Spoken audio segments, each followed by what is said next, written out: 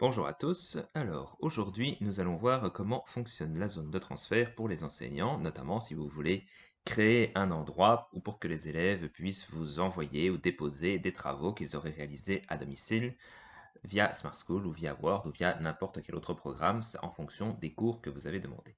Donc, comment ça fonctionne? Pour cela, vous pouvez cliquer sur la zone de transfert. En cliquant sur la zone de transfert, là, vous arrivez sur la page de présentation. Pour cela, alors vous avez plusieurs solutions. Vous avez la zone de transfert de base qui a été créée. Au préalable, ici, personnellement, j'avais déjà créé un échange de synthèse pour que les élèves puissent se partager ou s'échanger des documents, des informations, une manière de collaborer ensemble. Mais maintenant, imaginons que je veuille créer une zone de transfert pour qu'ils m'envoient un travail pour une préparation qu'ils réaliseront à domicile. Pour cela, vous pouvez cliquer sur Nouveau dossier de transfert. Voilà. Sur cette feuille et dans ce cadre, pardon, vous allez pouvoir ici créer votre dossier de transfert pour que vos élèves puissent venir y déposer des travaux. Imaginons que ici, je leur demande de me réaliser un travail de recherche pour la séquence 1. Voilà.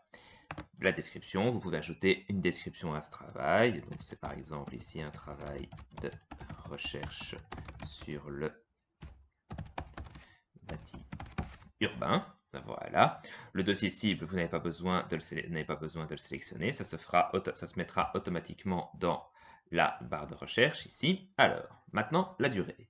Durée importante parce que si vous donnez notamment un temps limite à vos élèves pour pouvoir créer et vous envoyer leurs devoirs, eh bien c'est là que ça va devenir intéressant. Donc vous cliquez sur une durée qui va être limitée, voilà.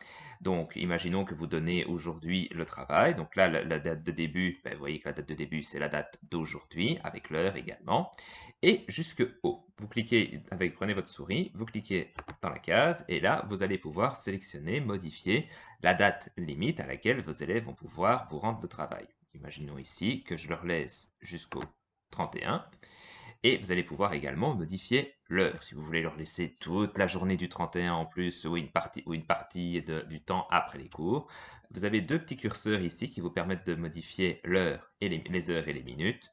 Donc les heures, disons que je leur laisse jusqu'à 18 heures et les minutes, je le mets sur 0, 18h00. Voilà. Et vous pouvez cliquer, une fois que c'est modifié, vous pouvez cliquer sur terminer et vous voyez que la date de fin a été changée. Autre élément que vous pouvez sélectionner, ce sont les droits. Ça vous mettra en évidence les éléments que vos élèves peuvent faire ou pas pendant les remises de ces travaux. Donc la partie visible, laissez-la toujours cochée parce que sinon ça veut dire que vos élèves ne verront pas ce travail. Maintenant, vous pouvez toujours créer un devoir à l'avance, créer plusieurs devoirs à l'avance, plusieurs zones de transfert. Et à ce moment-là, ben, en fonction de la zone, vous choisissez de la rendre visible ou non. Voilà. Ensuite, les élèves peuvent télécharger de nouveau leur propre fichier, s'ils veulent le modifier ou s'ils sont armor de conscience ou peut-être une petite consigne qui a été donnée en plus ou un petit conseil qui a été donné en plus pendant un cours, eh bien, il peut retélécharger son fichier, le remodifier, etc. Ensuite, vous voyez que les élèves peuvent voir les fichiers des autres élèves et des enseignants. Ils peuvent télécharger les fichiers des autres élèves. Bon, pas conseillé parce que c'est comme ça qu'on triche. Et les élèves peuvent télécharger les fichiers des enseignants. Imaginons que à un moment donné, vous allez créer un document avec des consignes ou un petit rappel de consignes. Et ben alors à ce moment-là, les élèves peuvent télécharger ici, dans le cas présent, le fichier que vous allez mettre, mais ils ne pourront pas le faire pour les autres élèves. Et enfin, afficher tous les élèves dans la liste, même s'ils n'ont pas encore remis leur fichier. Là, c'est pour voir peut-être éventuellement, voir qui a déjà remis. C'est peut-être un petit signal d'alarme éventuellement dans la tête des élèves. Voir qui a remis, qui ne l'a pas remis. Voilà. Ici, enfin, petit oubli de ma part, la petite case avec fichier au pluriel pouvant être téléversé. Soit vous choisissez de ne mettre qu'un seul fichier par élève, ou alors une multitude. Donc, partons du principe ici qu'ils vont m'en remettre un, mais que ce sera ce fichier-là qu'ils devront modifier, supprimer éventuellement, et ça évitera et ça peut éviter éventuellement d'avoir plusieurs copies du même devoir qui a été rangé. Le tri. Donc ici, vous pouvez choisir de trier les fichiers par ordre alphabétique, par ordre chronologique croissant, par ordre chronologique décroissant, en fonction de la manière dont ils vont s'afficher pour vous. Et alors, le groupement, là, vous avez un moyen de grouper vos élèves. Bon, si dans mon cas, ici, je vais avoir plusieurs classes. J'ai plusieurs classes qui ont accès à ce cours. Donc, si vous choisissez, par exemple, de ne pas regrouper une liste ne pas regrouper, c'est-à-dire que vous allez avoir une liste de tous vos élèves par ordre alphabétique, ou alors vous pouvez les regrouper par classe. Là, ça dépend un petit peu de la manière dont vous voulez avoir un aperçu de tous les fichiers. Bon, prenons ici le cas présent. Je vais choisir de ne pas les regrouper, d'avoir une liste par ordre alphabétique. Donc, tous mes éléments général, durée, droit, tri et groupement ont été validés. Je peux ajouter mon fichier et vous voyez que ici vous avez le travail de recherche pour la, etc., séquence 1.1. Quand vous cliquez, vous, sur le petit plus, eh bien là, vous voyez que vous avez au niveau de l'affichage, eh bien, toutes les personnes faisant partie du cours qui sont présentes. Bon, vous voyez qu'en termes de lisibilité, c'est pas le plus simple, et donc si par erreur, à un moment donné, vous veniez à avoir un petit souci à ce niveau-là, il n'y a pas de problème. Vous cliquez simplement directement sur travail de recherche, donc je vous remontre, voilà, vous cliquez sur le travail de recherche, ici, et là, vous voyez que vous avez toute une série de petites options, et notamment le petit crayon pour modifier le fichier que vous avez créé, le dossier, et là, vous allez pouvoir rechanger toutes les options. Donc, si par exemple, là, le général, c'est bon, la durée, c'est bon, les droits, on reste sur la même idée, le tri, pas besoin de changer, et là, au niveau du groupement, c'est là que ça devient intéressant, vous allez pouvoir regrouper vos élèves par classe. En termes de lisibilité, c'est quand même beaucoup plus simple. Vous cochez simplement regrouper par classe, et vous validez en cliquant sur modifier, voilà, et quand vous retournez sur le petit plus à côté de travail de recherche, l'affichage va se faire par classe. Donc là, vous avez tous vos élèves de la classe de première A ou tous vos élèves de la classe de première B qui vont s'afficher. C'est notamment assez pratique, je pense, quand vous avez, par exemple, un cours de langue ou un cours de sciences avec des élèves qui viennent de différentes classes. Mais là, l'organisation est quand même beaucoup plus simple. Ou alors, si vous choisissez vraiment d'avoir un carnet par ordre alphabétique, bah là, il n'y a aucun problème. Les deux solutions sont tout à fait valables. Et donc, en ce moment-là, quand vous sélectionnez une classe, vous avez l'ensemble de vos élèves, et là, vous allez pouvoir voir si l'élève en question a remis ou non son fichier, et qu'est-ce qu'il a remis, et vous pouvez voir s'il a été corrigé plusieurs fois ou non. Voilà. Et une fois à ce moment-là, ben, libre à vous de télécharger ce fichier pour pouvoir le corriger ou pour pouvoir l'imprimer si besoin est.